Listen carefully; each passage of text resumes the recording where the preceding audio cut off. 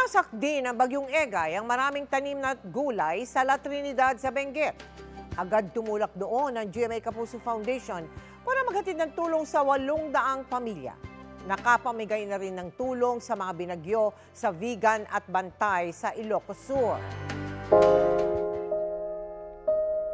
Lechugas at bokchoy ang ilan sa mga pangunahing tanim sa Barangay Silan sa La Trinidad, Benguet. Ito na rin ang 30 taon ng pinagkakakitaan ng pamilya ni Marilyn. 4 na araw nang umuulan at kabi-kabila na rin ang landslide sa Benguet.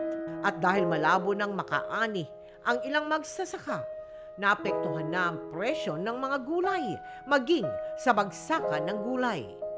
Bilang tulong sa mga magsasakang naapektuhan ng kabuhayan dahil sa pananalasa ng Bagyong Egay, nagbigay ng food packs sa 8 barangay sa La Trinidad ang GMA Kapuso Foundation sa ilalim ng ating Operation Bayanihan. Maraming salamat sa GMA Foundation kayo pangunang nagbigay ng ayuda sa Barangay Silan po. Sa mga nais mag-donate sa aming projects, maaari po kayo magdeposito sa aming mga bank account o magpadala sa Cebuana Laurier. Pwede ring online via GCash, Shopee, Lazada at Metrobank credit cards.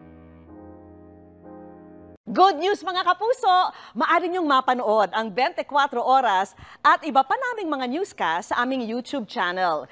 I-click lang ang subscribe button na lalabas sa screen. Sa mga kapuso abroad, maaari niyo kaming masubaybayan sa GMA Pinoy TV at sa www.gmanews.tv.